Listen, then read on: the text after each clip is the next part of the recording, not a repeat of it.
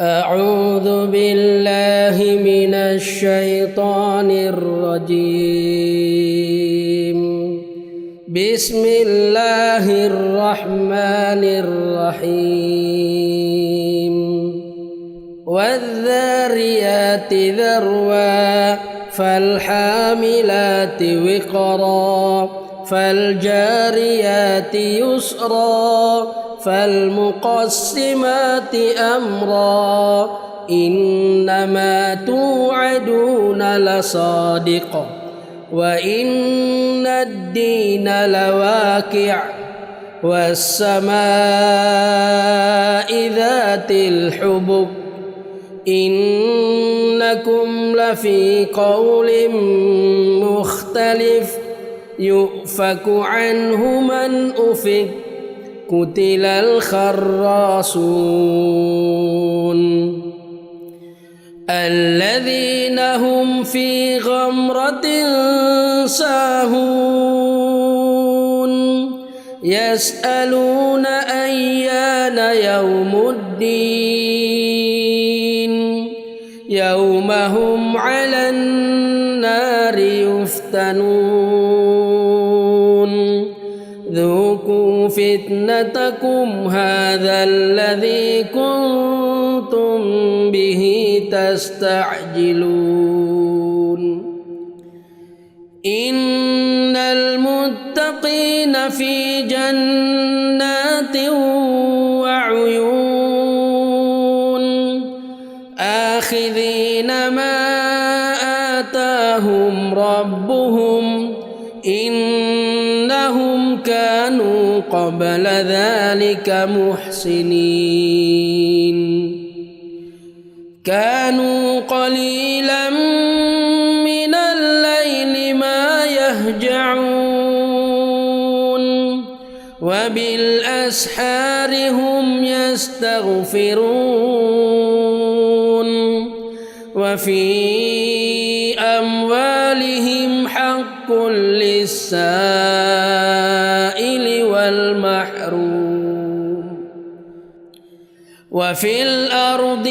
آيات للموقنين وفي أنفسكم أفلا تبصرون وفي السماء رزقكم وما توعدون فورب السماء والأرض إنه لحق مثل ما أنكم تنطقون هل أتاك حديث ضيف إبراهيم المكرمين إذ دخلوا عليه فقالوا سلاما قال سلام قوم منكرون فراغ إلى أهله فجاء بعجل سمين فقربه إليهم قال ألا تأكلون فأوجس منهم خيفة قالوا لا تخف وبشروه بغلام عليم فأقبلت امرأته في صرة فصكت وجهها وقالت عجوز عقيم قالوا كذلك قال ربك إنه هو الحكيم العليم قال فما خطبكم أيها المرسلون قالوا إنا أرسلنا إلى قوم المجرمين لنرسل عليهم حجارة من طين مسومة عند ربك للمسرفين فأخرجنا من كان فيها من المؤمنين فما وجدنا فيها غير بيت من المسلمين وتركنا فيها آية للذين يخافون العذاب الأليم وفي موسى إذ أرسلناه إلى فرعون بسلطان مبين فتولى بركنه وقال ساحر أو مجنون فأخذناه وجنوده فنبذناهم في اليم وهو مليم وفي عاد إذ أرسلنا عليهم الريح العقيم ما تذر من شيء أتت عليه إلا جعلته كالرميم وفي ثمود إذ قيل لهم تمتعوا حتى حين فعتوا عن أمر ربهم فأخذتهم الصاعقة وهم ينظرون فما استطاعوا من قيام وما كانوا منتصرين وقوم نوح من قبل إنهم كانوا قوما فاسقين والسماء بنيناها بأيد وإنا لموسعون والأرض فرشناها فنعم الماهدون ومن كل شيء خلقنا زوجين لعلكم تذكرون ففروا إلى الله إني لكم منه نذير مبين ولا تجعلوا مع الله إلها آخر إني لكم منه نذير مبين كذلك ما أتى الذين من قبلهم من رسول إلا قالوا ساحر أو مجنون أتواصوا به بل هم قوم طاغون فتول عنهم فما أنت بملوم وذكر فإن الذكرى تنفع المؤمنين وما خلقت الجن والإنس إلا ليعبدون ما أريد منهم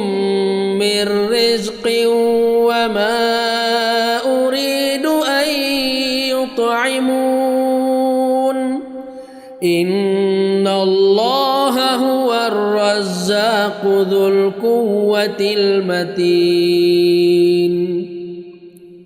فإن للذين ظلموا ذنوبا مثل ذنوب أصحابهم فلا يستعجلون فويل للذين كفروا من يومهم الذي يوعدون.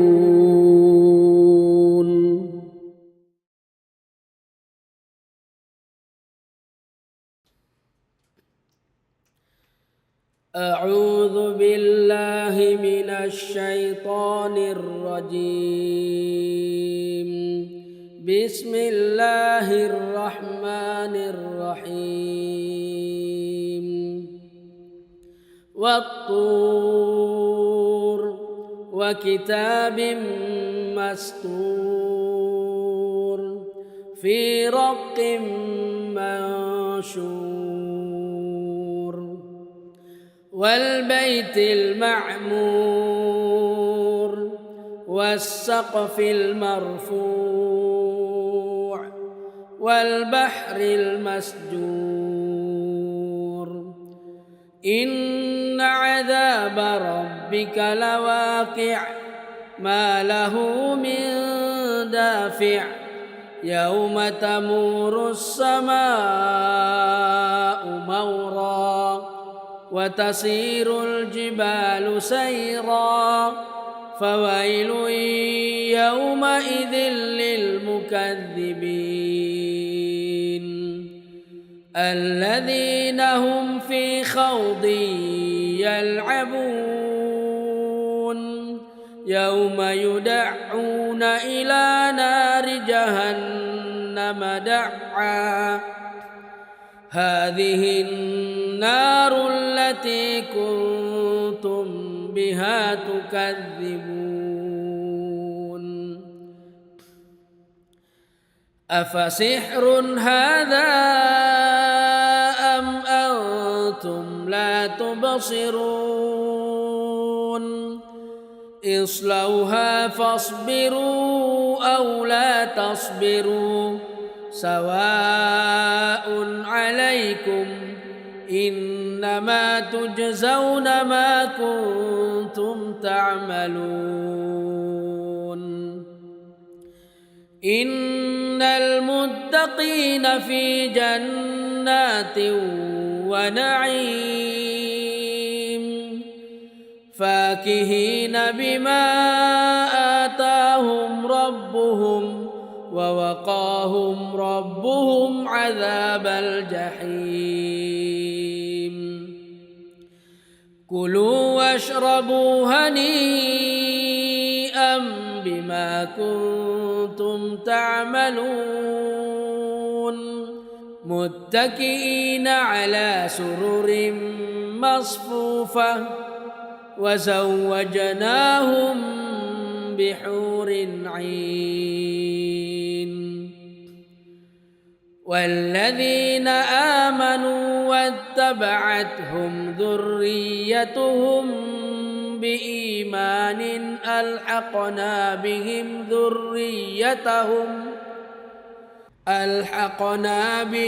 ذريتهم وما ألتناهم من عملهم من شيء كل امرئ بما كسب رهين وأمددناهم بفاكهة ولحم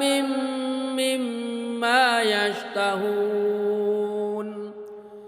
يتنازعون فيها كأسا لا لغو فيها ولا تأثيم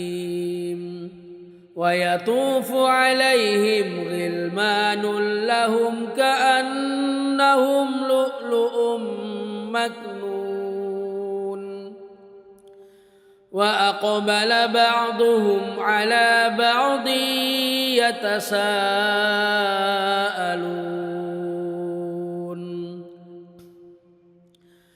قالوا إنا كنا قبل في أهلنا مشفقين فمن الله علينا ووقانا عذاب السموم إنا كنا من قبل ندعوه إنه هو البر الرحيم فذكر فما أنت بنعمة ربك بكاهن ولا مجنون أم يقولون شاعر نتربص به ريب المنون قل تربصوا فإني معكم من المتربصين أم تأمرهم أحلامهم بهذا أم هم قوم طاغون أم يقولون تقوله بل لا يؤمنون فليأتوا بحديث مثله إن كانوا صادقين أم خلقوا من غير شيء أم هم الخالقون أم خلقوا السماوات والأرض بل لا يوقنون أم عندهم خزائن ربك أم هم المسيطرون أم لهم سلم يستمعون فيه فليأت مستمعهم بسلطان مبين أم له البنات ولكم البنون أم تسألهم أجرا فهم من مغرم مثقلون أم عندهم الغيب فهم يكتبون أم يريدون كيدا فالذين كفروا هم المكيدون أم لهم إله غير الله سبحان الله عما يشركون وإن يروا كسفا من السماء ساقطا يقولوا سحاب مركوم فذرهم حتى يلاقوا يومهم الذي فيه يصعقون يوم لا يغني عنهم كيدهم شيئا ولا هم ينصرون وإن للذين ظلموا عذابا دون ذلك ولكن أكثرهم لا يعلمون واصبر لحكم ربك فإنك بأعيننا وسبح بحمد ربك حين تقوم ومن الليل فسبحه وإدبار النجوم.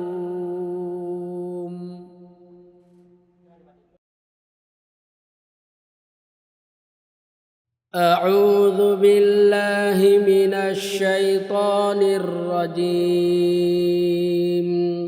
بسم الله الرحمن الرحيم. والنجم إذا هوى ما ضل صاحبكم وما غوى وما ينطق عن الهوى إن هو إلا وحي يوحى علمه شديد القوى ذو مرة فاستوى وهو بالأفق الأعلى ثم دنا فتدلى فكان قاب قوسين أو أدنى فأوحى إلى عبده ما أوحى ما كذب الفؤاد ما رأى أفتمارونه على ما يرى ولقد رآه نزلة أخرى عند سدرة المنتهى عندها جنة المأوى إذ يغشى السدرة ما يغشى ما زاغ البصر وما طغى لقد رأى من آيات ربه الكبرى أفرأيتم اللات والعزى ومناة الثالثة الأخرى ألكم الذكر وله الأنثى تلك إذا قسمة ضيزى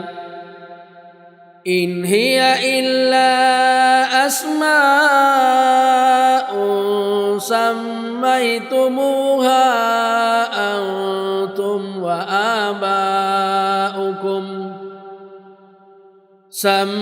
سميتموها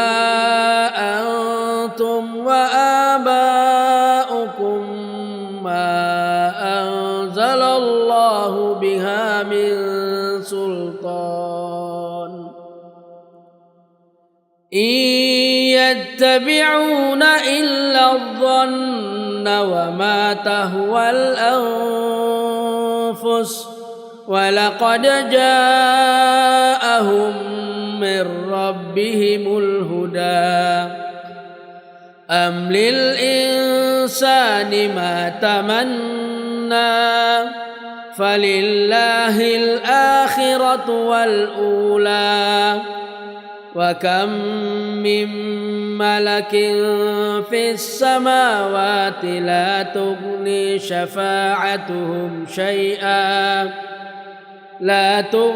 شفاعتهم شيئا إلا من بعد أن يأذن الله لمن يشاء ويرضى إن الذين لا يؤمنون بالآخرة ليسمون الملائكة تسمية الأنثى وما لهم به من علم إن يتبعون إلا الظن وإن الظن لا يغني من الحق شيئا فأعرض عمن تولى عن ذكرنا ولم يرد إلا الحياة الدنيا ذلك مبلغهم من العلم إن ربك هو أعلم بمن ضل عن سبيله وهو أعلم بمن اهتدى ولله ما في السماوات وما في الأرض ليجزي الذين أساءوا بما عملوا ويجزي الذين أحسنوا بالحسنى الذين يجتنبون كبائر الإثم والفواحش إلا اللمم إن ربك واسع المغفرة هو أعلم بكم إذ أنشأكم من الأرض وإذ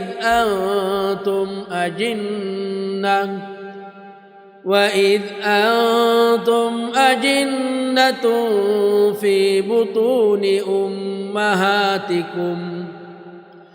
فلا تزكوا أنفسكم هو أعلم بمن اتقى أفرأيت الذي تولى وأعطى قليلا وأكدى أعنده علم الغيب فهو يرى أم لم ينبأ بما في صحف موسى وإبراهيم الذي وفى ألا تزر وازرة وزر أخرى وأن ليس للإنسان إلا ما سعى وأن سعيه سوف يرى ثم يجزاه الجزاء الأوفى وأن إلى ربك المنتهى وأنه هو أضحك وأبكى وأنه هو أمات وأحيا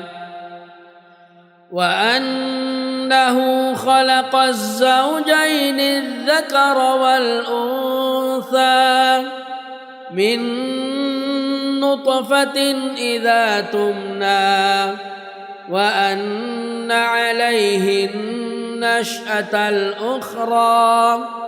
وأنه هو أغنى وأقنى وأنه هو رب الشعرى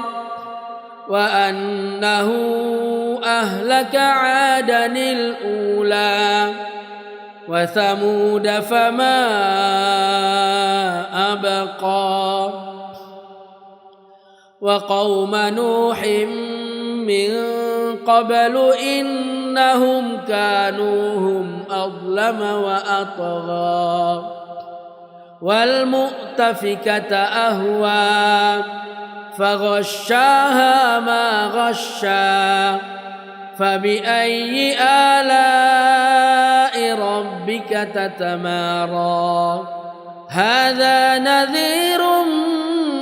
من النذر الأولى أزفت الآزفة ليس لها من دون الله كاشفة أفمن هذا الحديث تعجبون وتضحكون ولا تبكون وأنتم سامدون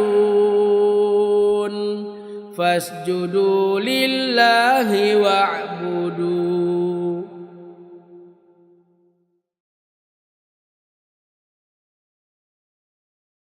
أعوذ بالله من الشيطان الرجيم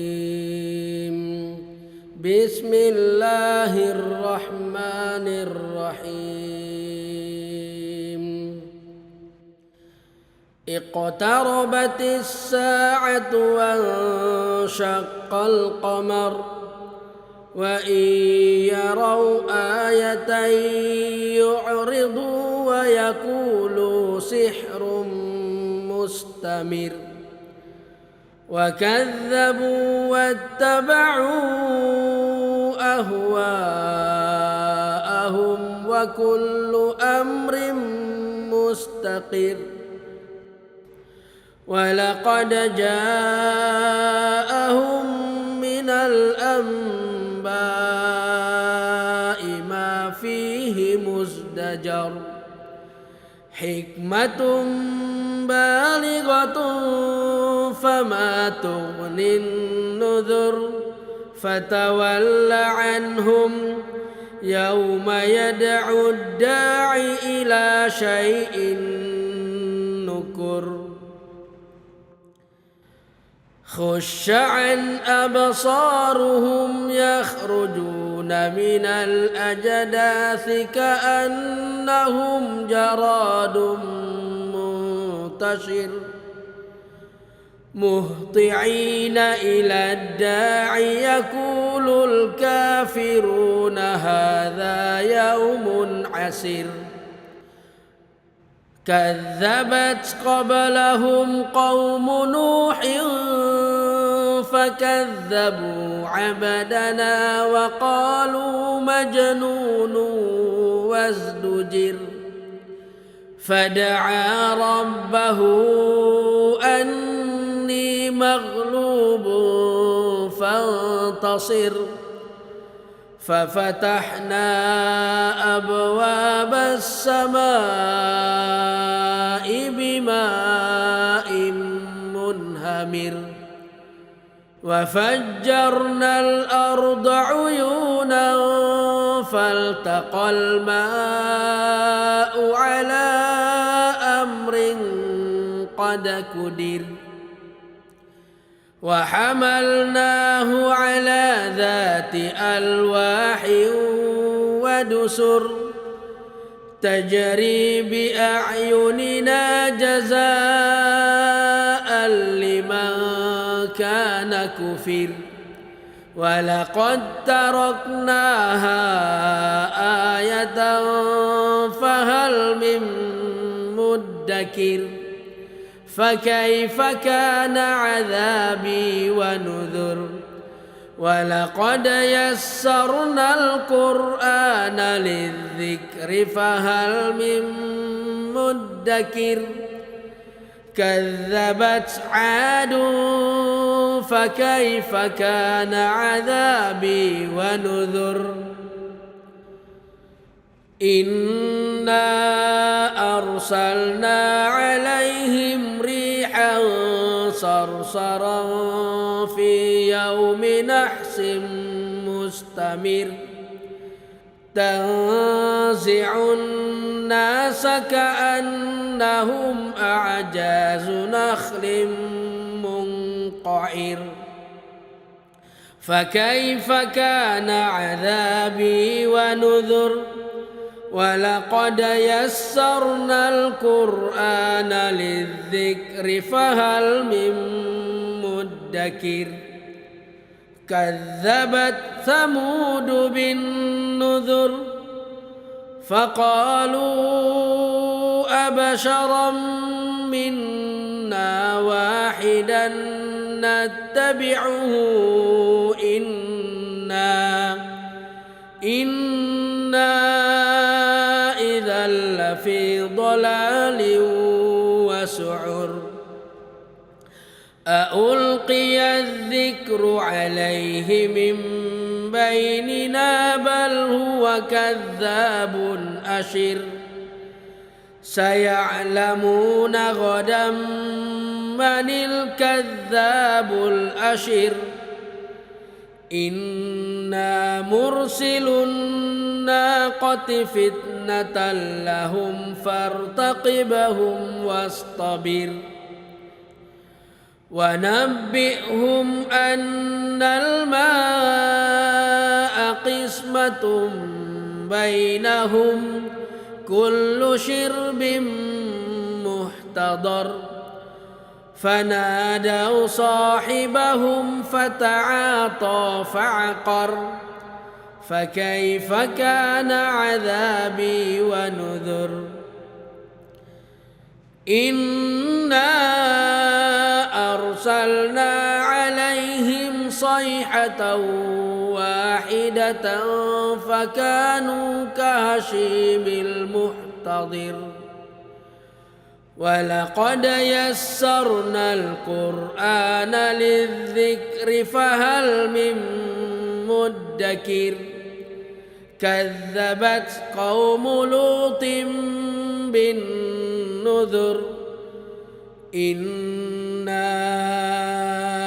أرسلنا عليهم حاصبا إلا آل لوط نجيناهم بسحر نعمة من عندنا كذلك نجزي من شكر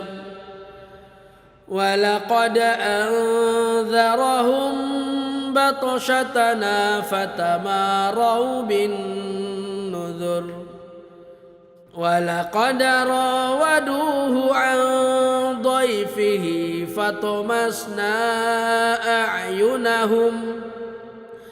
فطمسنا أعينهم فذوقوا عذابي ونذر ولقد صبحهم بكرة عذاب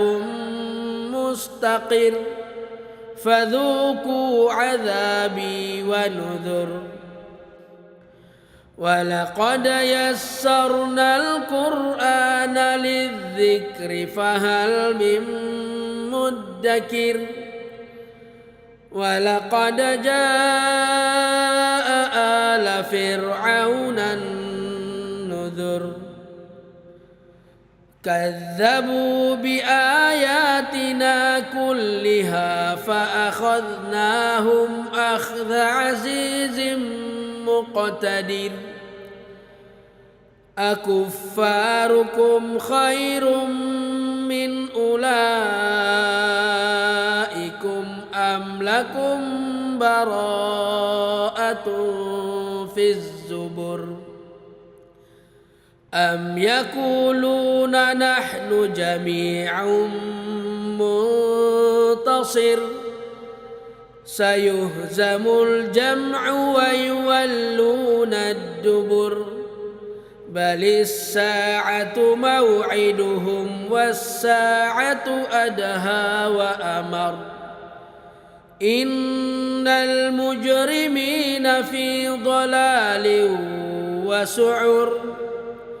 يوم يسحبون في النار على وجوههم ذوقوا مس سقر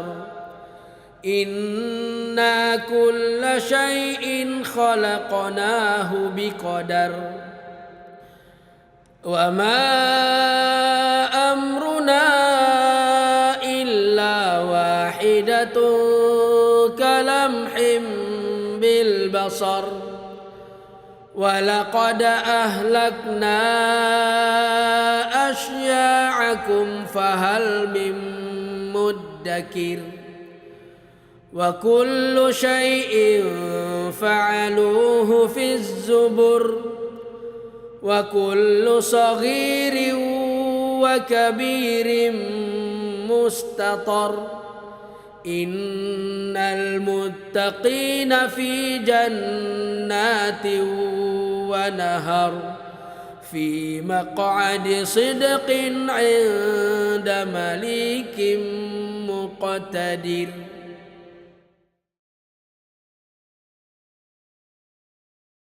أعوذ بالله من الشيطان الرجيم بسم الله الرحمن الرحيم الرحمن علم القرآن خلق الإنسان علمه البيان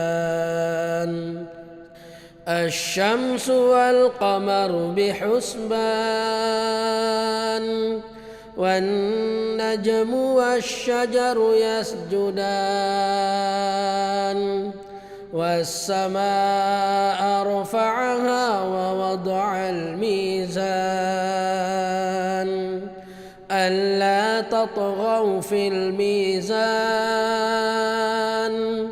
وأقيموا الوزن بالقسط ولا تخسروا الميزان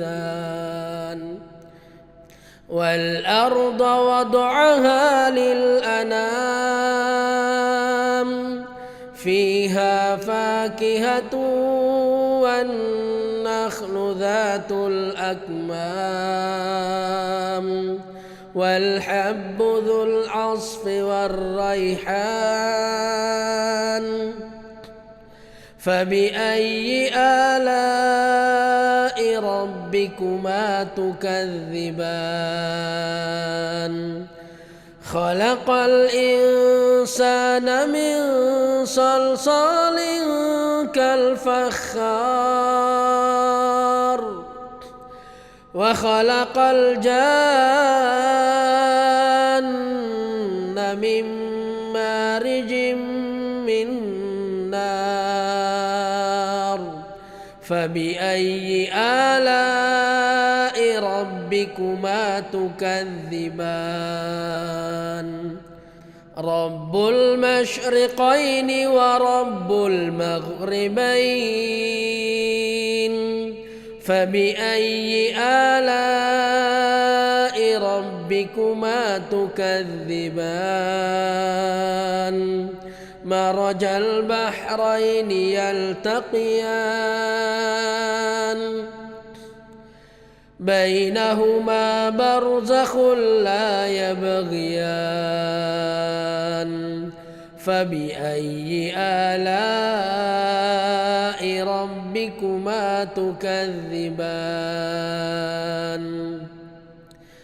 يخرج منهما اللؤلؤ والمرجان فبأي آلاء ربكما تكذبان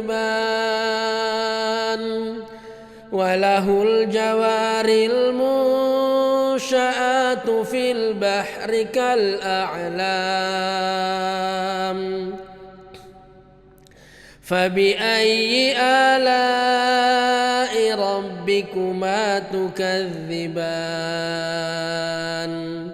كل من عليها فان ويبقى وجه ربك ذو الجلال والإكرام فبأي آلاء ربكما تكذبان يسأله من في السماوات والأرض كل يوم هو في شأن فبأي آلاء ربكما تكذبان سنفرغ لكم أيها الثقلان فبأي آلاء ربكما تكذبان يا معشر الجن والإنس إن استطعتم أن تنفذوا من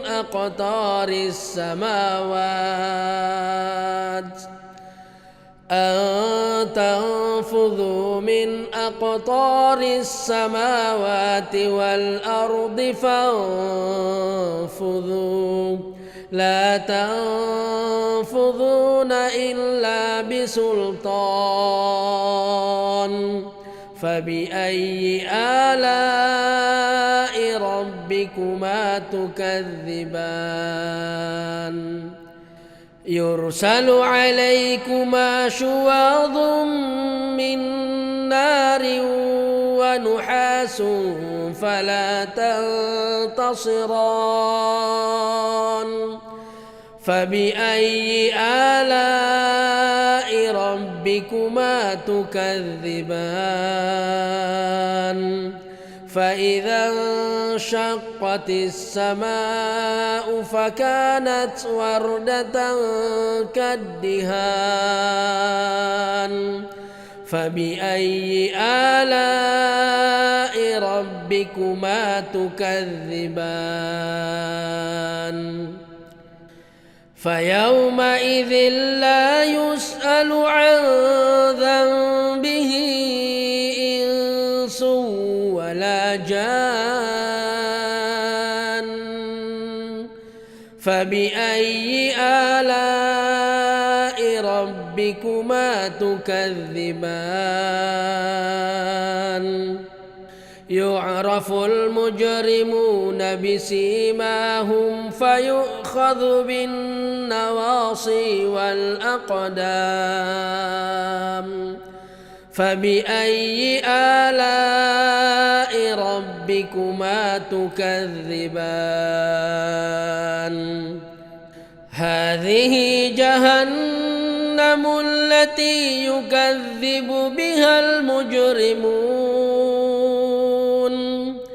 يطوفون بينها وبين حميم آن فبأي آلاء ربكما تكذبان ولمن خاف مقام ربه جنتان فبأي آلاء ربكما تكذبان ذواتا أفنان فبأي آلاء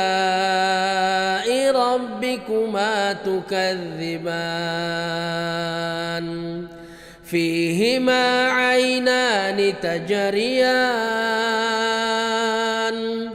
فبأي آلاء ربكما تكذبان فيهما من كل فاكهة زوجان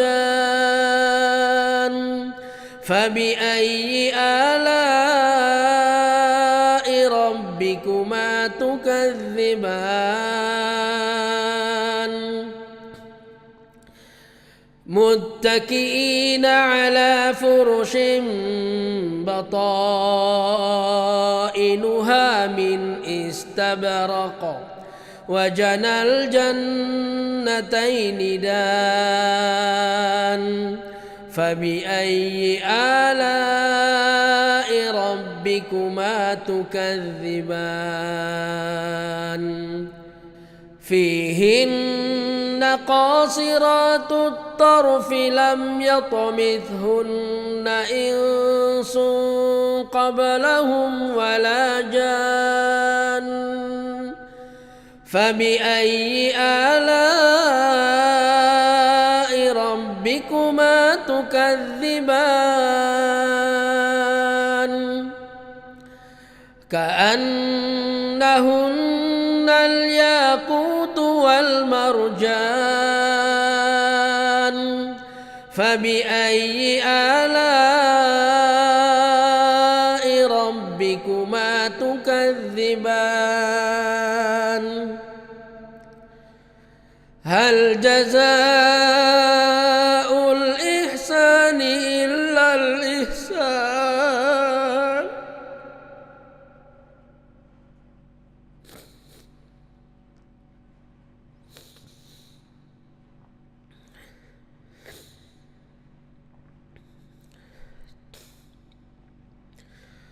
هل جزاء الإحسان إلا الإحسان فبأي آلاء ربكما تكذبان ومن دونهما جنتان فبأي آلاء ربكما تكذبان مدهامتان فبأي آلاء ربكما تكذبان فيهما عينان نضاختان فبأي آلاء ربكما تكذبان فيهما فاكهة ونخل ورمان فبأي آلاء تكذبان فيهن خيرات حسان فبأي آلاء ربكما تكذبان حور مقصورات في الخيام فبأي آلاء ربكما تكذبان لم يطمثهن إنس قبلهم ولا جان فبأي آلاء ربكما تكذبان متكئين على رفرف خضر وعبقري حسان فبأي آلاء ربكما تكذبان تبارك اسم ربك ذي الجلال والإكرام.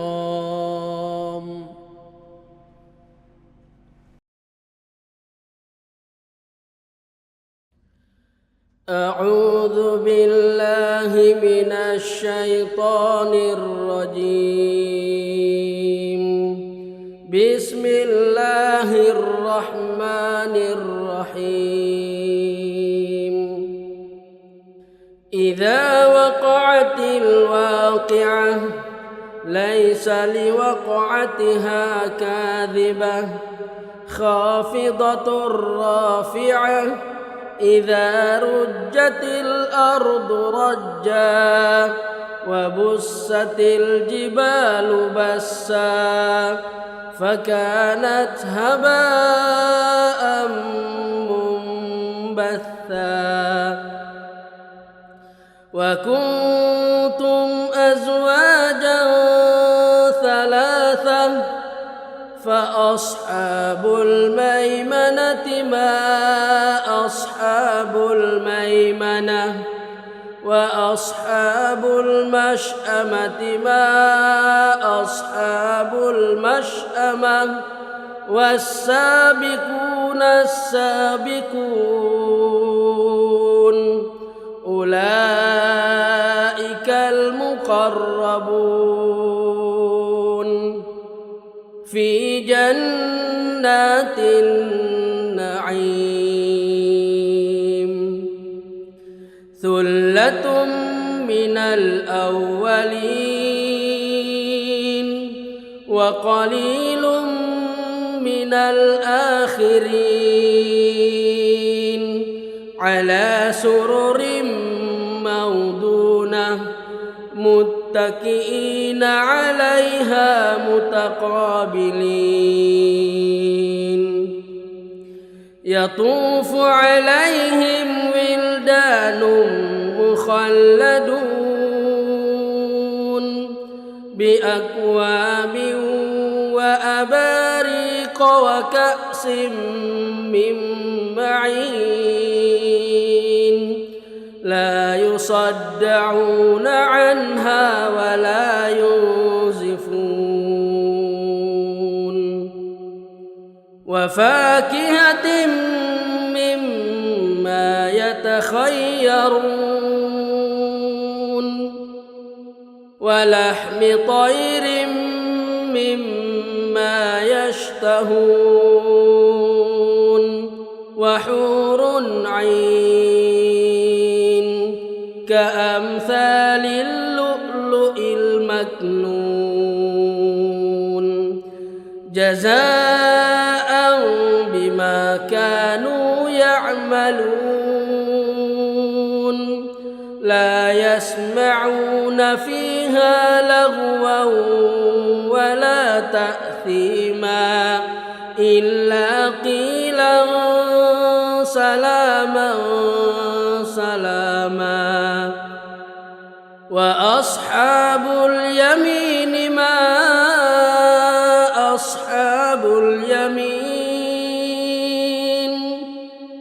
في سدر مخضود وطلح منضود وظل ممدود وماء مسكوب وفاكهة كثيرة لا مقطوعة ولا ممنوعة وفرش مرفوعة إنا أنشأناهن إنشاء فجعلناهن أبكارا عربا أترابا لأصحاب اليمين ثلة من الأولين وثلة من الآخرين وأصحاب الشمال ما أصحاب الشمال في سموم وحميم وظل من يحموم لا بارد ولا كريم إنهم كانوا قبل ذلك مترفين وكانوا يصرون على الحنث العظيم وكانوا يقولون أإذا متنا وكنا ترابا وعظاما أإنا لمبعوثون أوآباؤنا الأولون قل إن الأولين والآخرين لمجموعون إلى ميقات يوم معلوم ثم إنكم أيها الضالون المكذبون لآكلون من شجر من زقوم فمالئون منها البطون فشاربون عليه من الحميم فشاربون شرب الهيم هذا نزلهم يوم الدين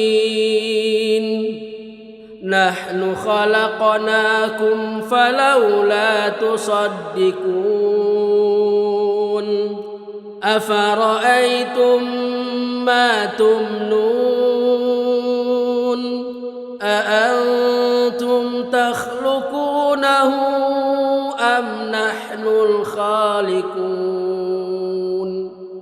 نحن قدرنا بينكم الموت وما نحن بمسبوقين على أن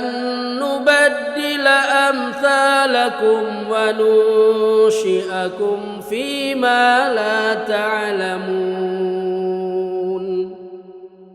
ولقد علمتم النشأة الأولى فلولا تذكرون أفرأيتم ما تحرثون أأنتم تزرعونه أم نحن الزارعون لو نشاء لجعلناه حطاما فظلتم تفكهون إنا لمغرمون بل نحن محرومون أفرأيتم الماء الذي تشربون أأنتم أنزلتموه من المزن أم نحن المنزلون لو نشاء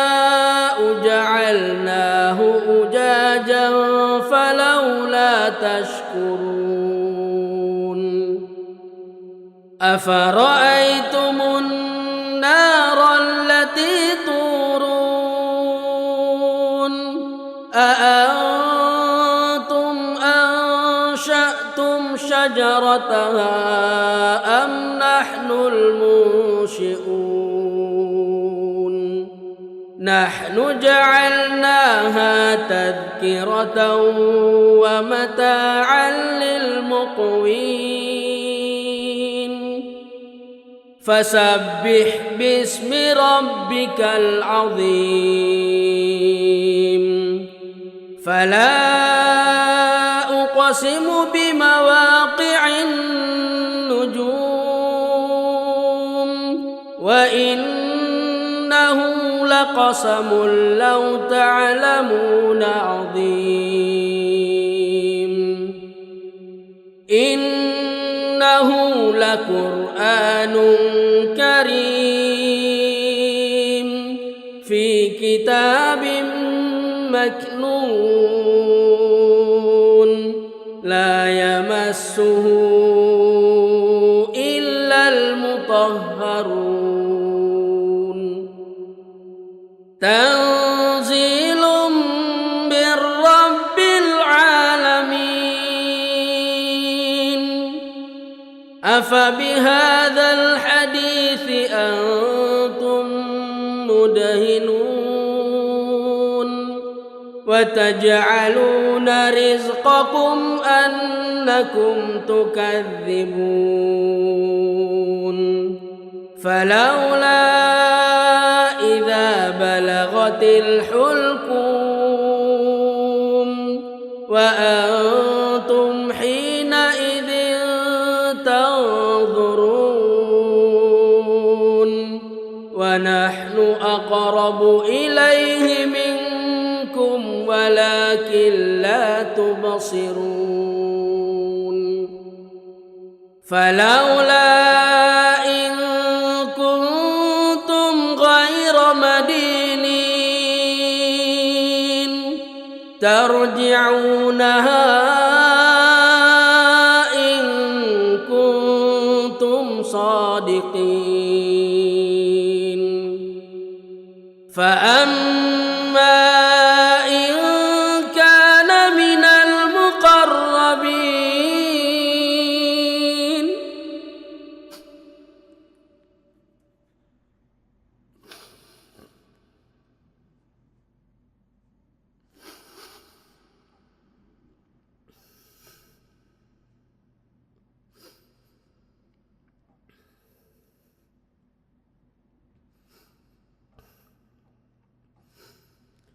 فأما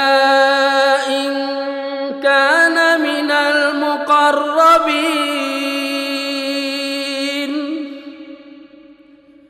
فروح وريحان وجنة نعيم وأما إن كان من أصحاب اليمين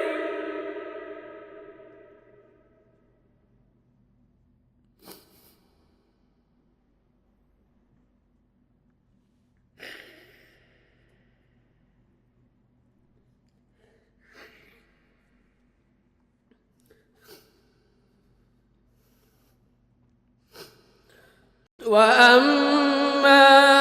إن كان من أصحاب اليمين فسلام لك من أصحاب اليمين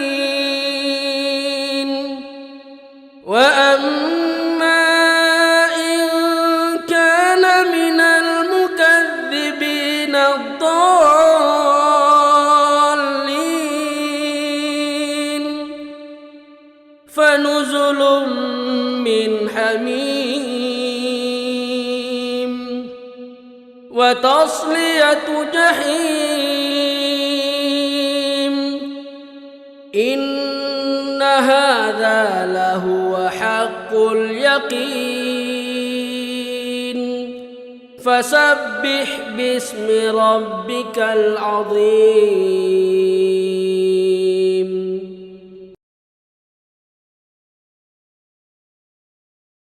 أعوذ بالله من الشيطان الرجيم. بسم الله الرحمن الرحيم. سبح لله ما في السماوات والأرض وهو العزيز الحكيم. له ملك السماوات والأرض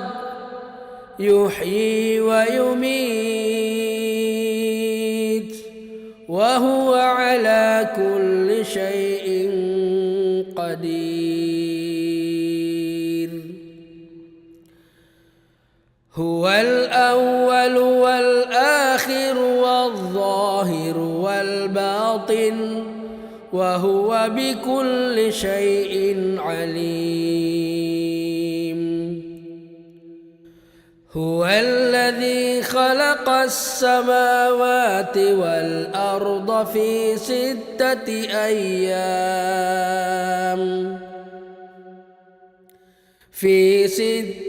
أيام ثم استوى على العرش يعلم ما يلج في الأرض وما يخرج منها وما ينزل من السماء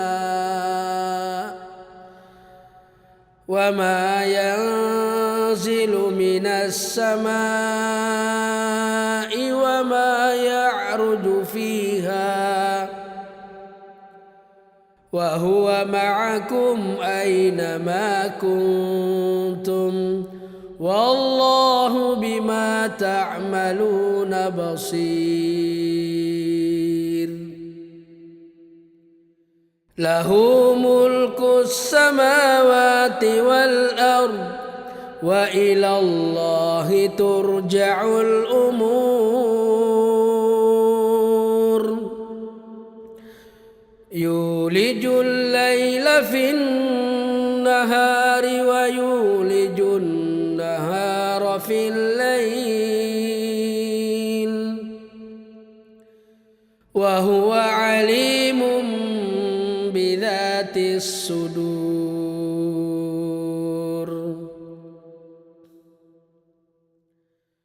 آمنوا بالله ورسوله وأنفقوا مما جعلكم مستخلفين فيه فالذين آمنوا منكم وأنفقوا لهم أجر كبير. وما لكم لا تؤمنون بالله والرسول يدعوكم لتؤمنوا بربكم وقد أخذ ميثاقكم إن كنتم مؤمنين.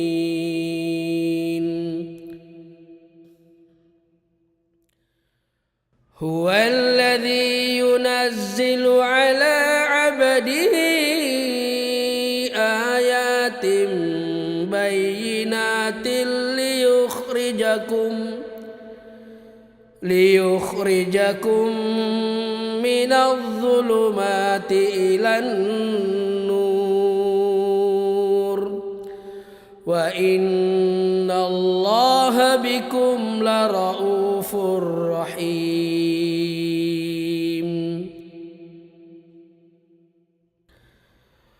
وما لكم ألا تنفقوا في سبيل الله ولله ميراث السماوات والأرض لا يستوي منكم من أنفق من قبل الفتح وقاتل أولئك أعظم درجة من الذين أنفقوا من بعد وقاتلوا وكلا وعد الله الحسنى والله بما تعملون خبير.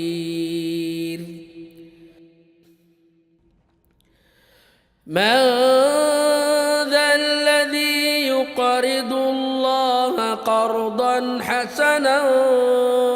فيضاعفه له وله أجر كريم. يوم ترى المؤمنين والمؤمنات يسعى نورهم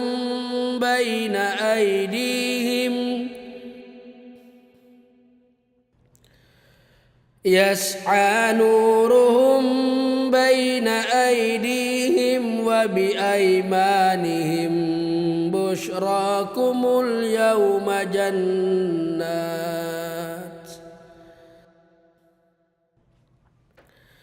جنات تجري من تحتها الأنهار خالدين فيها ذلك هو الفوز العظيم.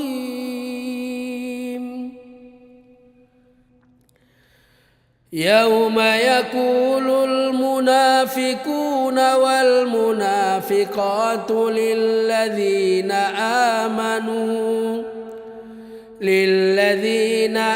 آمنوا انظرونا نقتبس من نوركم قيل ارجعوا وراءكم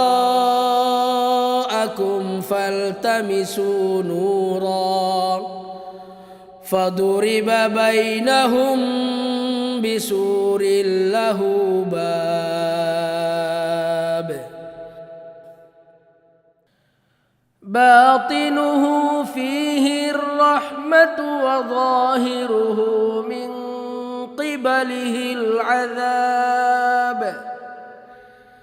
ينادونهم ألم نكن معكم قالوا بلى ولكنكم فتنتم أنفسكم وتربصتم وارتبتم وغرتكم الأماني حتى جاء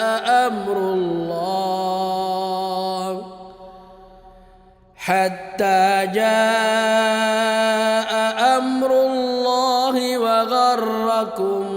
بالله الغرور.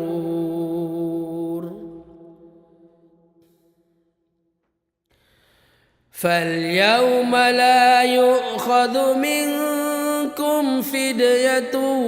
ولا من الذين كفروا مأواكم النار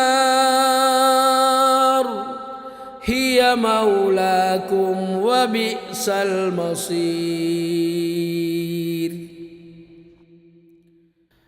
ألم يأن للذين آمنوا أن تخشع قلوبهم لذكر الله وما نزل من الحق ولا يكونوا كالذين أوتوا الكتاب من قبل فطال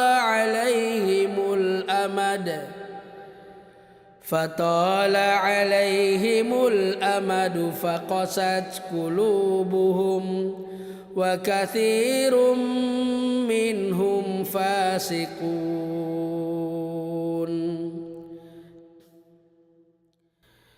اعلموا أن الله يحيي الأرض بعد موتها قد بينا لكم الآيات لعلكم تعقلون. إن المصدقين والمصدقات وأقرضوا الله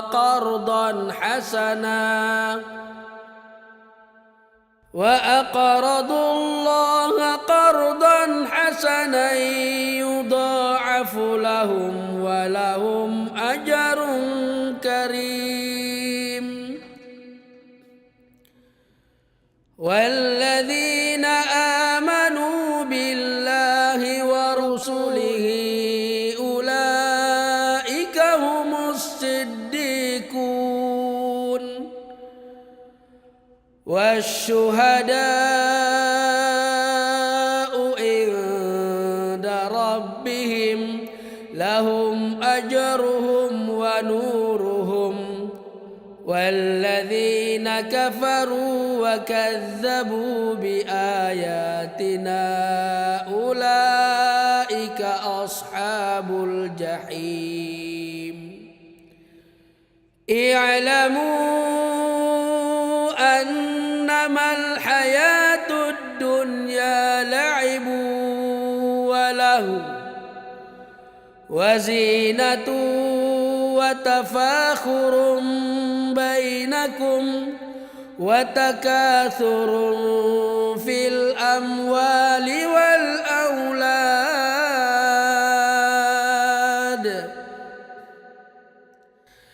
كمثل غيث أعجب الكفار نباته ثم يهيج فتراه مصفرا ثم يكون حطاما وفي الآخرة عذاب شديد ومغفرة من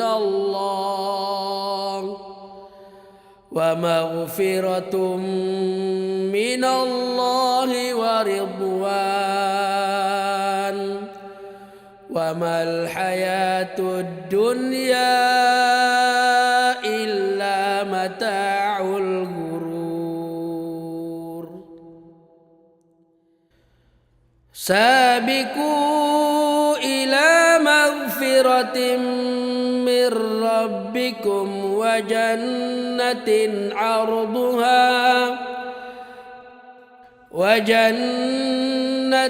عرضها كعرض السماء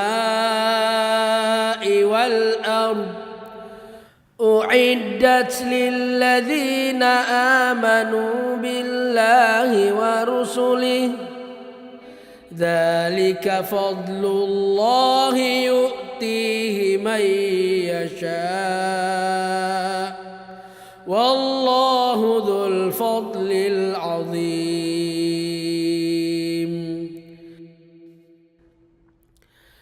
ما أصاب من مصيبة في الأرض ولا في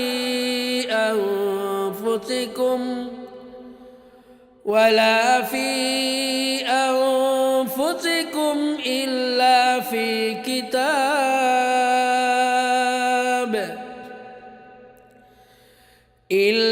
في كتاب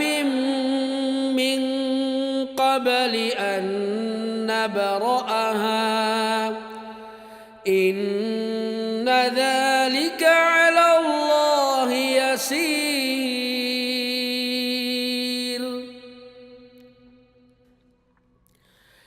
لكي لا تأسوا على ما فاتكم ولا تفرحوا بما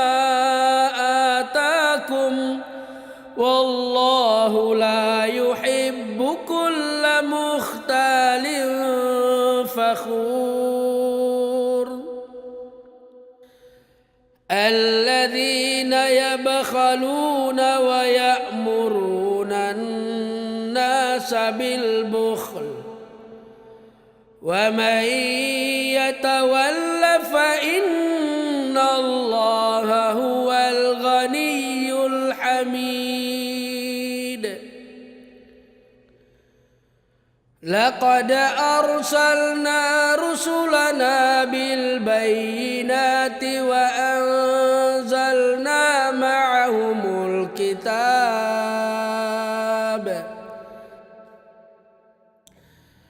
وأنزلنا معهم الكتاب والميزان ليقوم الناس بالقسط وأنزلنا الحديد فيه بأس شديد ومنافع للناس وليعلم الله من ينصره ورسله بالغيب إن الله قوي عزيز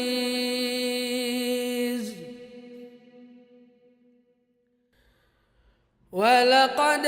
أرسلنا نوحا وإبراهيم وجعلنا في ذريتهما النبوة والكتاب فمنهم مهتد وكثير منهم فاسقون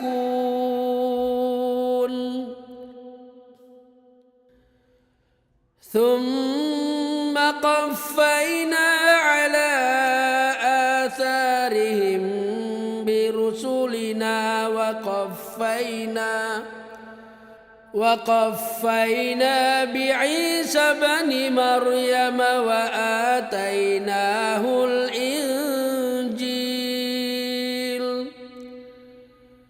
وجعلنا في قلوب الذين اتبعوه رأفة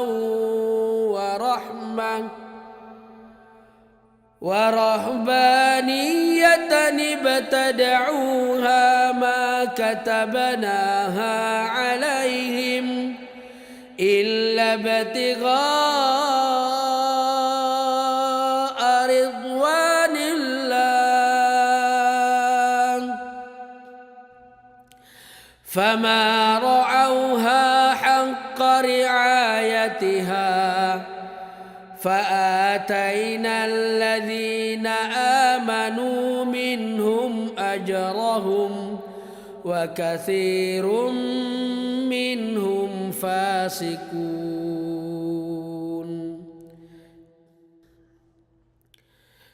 يا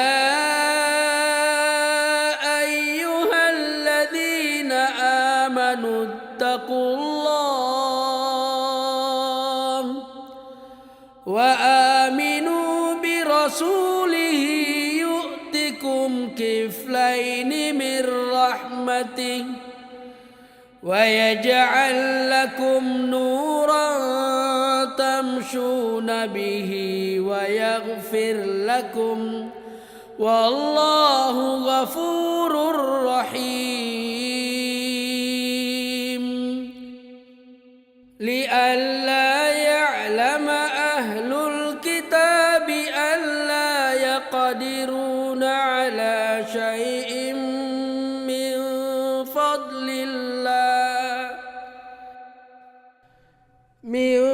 فضل الله وأن الفضل بيد الله يؤتيه من يشاء والله ذو الفضل العظيم